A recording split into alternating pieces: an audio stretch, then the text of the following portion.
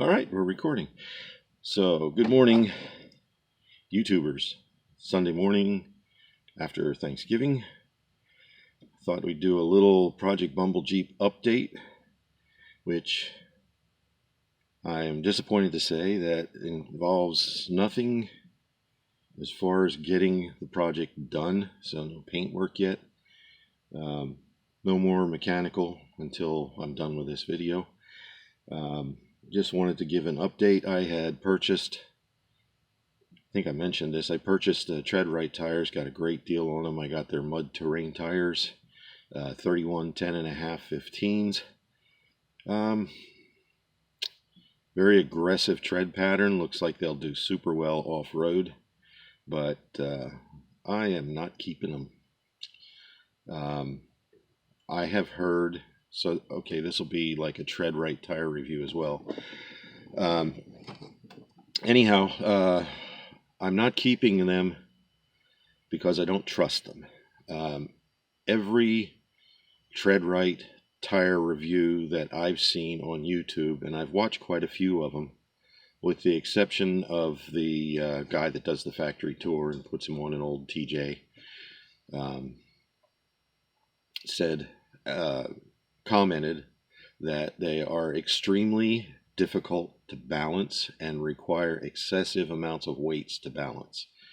I found that experience to be true as well.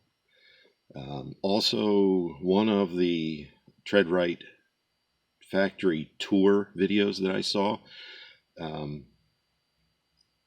I am almost certain that their QC process in that video stated that if there was any kind of damage to the tire, the carcass is discarded, and they examine the carcasses very closely before they determine whether or not they're going to remold them. One of the tires, at least one of the tires that I got, had a patch on the inside. Now, I don't know how you could have a patch on the inside of a tire without having the tire damaged. So I was very disappointed when I got the tires in to see that. When I had the tires mounted up, they were extremely difficult to balance and required really excessive amounts of weight. So the reason that I am not keeping these tires, and I haven't talked to Tread Wright yet, so I don't know how that's going to go. I'll post maybe a short video after my conversation with Tread Wright. We'll see how they're going to treat this. But I had them on my Jeep less than a week, less than 100 miles.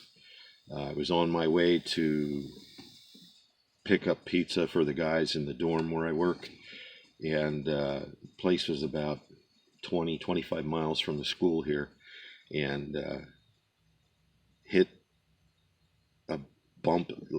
I don't know what to call it. It's like a seam in the highway. It's like this. The highway was originally concrete, and then they blacktopped over it, and you could see where the concrete was pushing up. So you had a ridge, went all the way across the road. You couldn't miss it. As I don't know if it was the first one, second one, third one. There was several of them in the road. Shortly after that, I noticed that there was a bad vibration. It was like driving a pogo stick almost, and I couldn't tell if it was the front or the back. Thankfully, it was a rear tire. It wasn't a front tire, but couldn't drive the Jeep. I mean, at speed, it was horrible.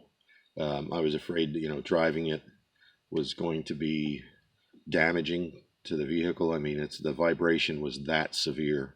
I have pictures of the tire. You can see with the tire just laying there off, the sidewall is like all swelled in, like probably a quarter of the way around the diameter of the tire. So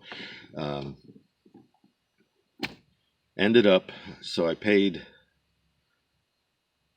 $498 for the tires, and I thought that was excessive until I replaced 2 tires on here to take care of that one that was damaged, and that pair were brand new tires, and they were $330 and some change for 2 tires, which I had put on the front. I figured I have 2 remaining Tread Wrights on here at this point, which are going to come off. I'm going to replace those with what I put on the front. Yeah, and at 330, those were like, they are mud terrain, same as the Tread Wrights, but they're, I guess you could call them an economy brand. It's a tire store I dealt with years and years and years ago, and always had pretty good luck with them. And they had a pretty high quality economy brand, which was, usually 15 to 20% less than, like, say, BF Goodrich or Goodyear or Michelin or Pirelli or any of the name brand tires, well-known name brand tires. And so at some point, the back ones are going to be coming off. Those are the 2 Tread Wrights that remained, and I will be purchasing those. And I'm hoping Tread Wright will be decent about it. I'm going to explain to them my total lack of confidence and my reasons for it. And hopefully they'll issue recall tags. I'm not going to pay shipping back to them, and I'm not going to try and sell these tires to somebody else. And I definitely don't want to eat $500 worth of tires. So we'll see how that goes. So the rest of the update for this Bumble Jeep update will be concerning its first long trip. Over the holidays, I went up to the Erie area, which from where I live is, depending on how you go, roughly about 300 miles one way. And I've been having an issue with this Jeep because I only fill it up once a month. I don't do a lot of driving. My mileage on this, because I drive it so little, is terrible for a manual transmission Jeep. My automatic that I had before this one actually got better mileage on this trip than this one did. On the way up, I got 13.0 something, which is awful because most of that, not most of it, but there was at least about 120 miles on Interstate 80. So very disappointed in that. But also, even on the interstate, there's a misfire issue. Now, I've replaced everything in the ignition system on this, with the exception of the sensors on the carburetor. I don't really consider those to be part of the ignition system, but they do affect the air-fuel mixture. And what I've determined is I'm having a condition where this 4-liter is running rich. It's getting way too much fuel. And if you think about it, it makes sense based on the fuel economy, or lack of, on this trip. All along the interstate, there were places where I had to downshift to Ford, and maybe even fourth gear. Sorry, not Ford. How can you downshift to Ford? Anyhow, places, and even once or twice I had to downshift to third. So rich fuel. Engine was running super rough, way down on power. When this thing is running smooth, which it does most of the time around here, I can come in a backcountry road in 5th gear, doing 40-45 miles an hour without bogging it down. It has plenty of torque, and my RPMs are between right around 1500 in 5th gear, coming, and that's doing 45-ish miles an hour. So there's nothing mechanically wrong in my mind with this 4-liter. It's a rich fuel condition. I was trying to figure out what would do that. I've run several containers of the seafoam through the fuel tank, and that should take care of most of fuel contamination issues, I would think. If any of you guys have other ideas, feel free to let me know. Leave a comment, thumbs up, whatever. So the upgrades on the ignition side of this, okay, new 4-hole injectors, plugs, cap, rotor, wires. the pickup in the distributor, and this is a solid state distributor. It's not the, it's a 95, so there you go. I've also replaced the fuel filter, the air filter. This has had an oil change within the last 600 miles. I did an oil change just before I left to go up to visit my daughter and my grandson. I The only other thing is on the upstream side of the fuel injectors, and that's at the throttle body. So today what I'm going to be doing to this is pulling. It has a throttle position sensor on it, and it has another, and I don't know what they call this. I think on Rock Auto it's air something controller, air intake controller. It's a little motor operated cone that goes in on a seat, and I think what it does is it has something to do with the air mixture, air fuel mixture, but it's upstream of the injector, so putting seafoam in the fuel is not going to clean that. So I got to pull it out and manually clean it. I'm going to be using carbon choke or fuel injector, an aerosol cleaner, and we're going to see how that does. I haven't put gas in it yet since I got back from the trip.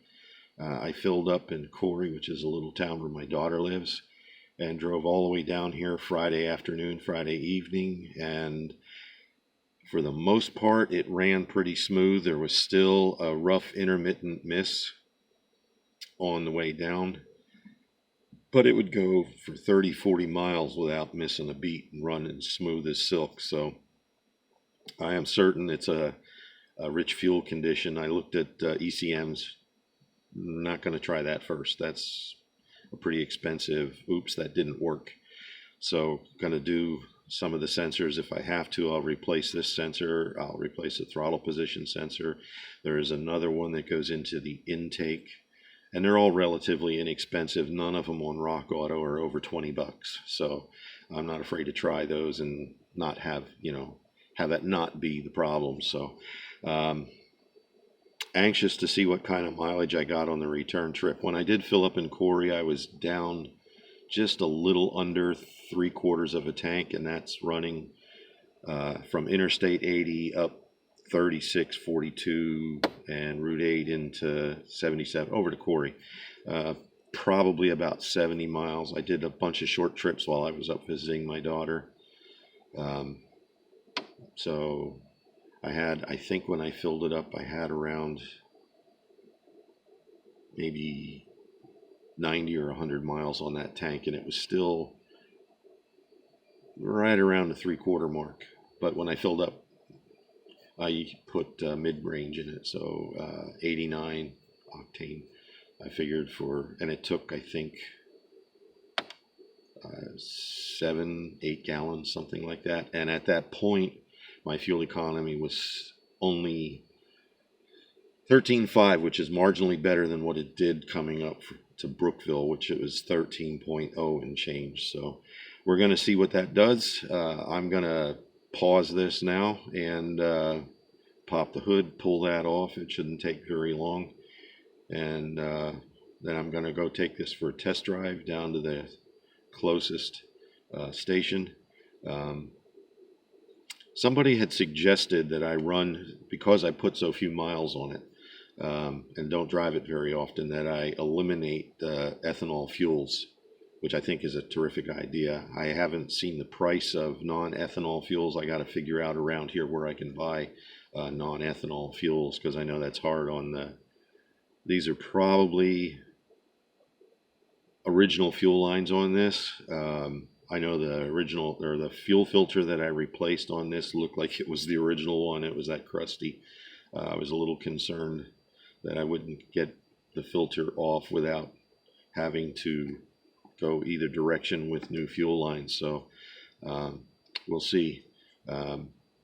Again, leave a comment if you think that's a good idea. If you have any experience with non-ethanol fuels in older vehicles, cost, does it make a difference in fuel economy?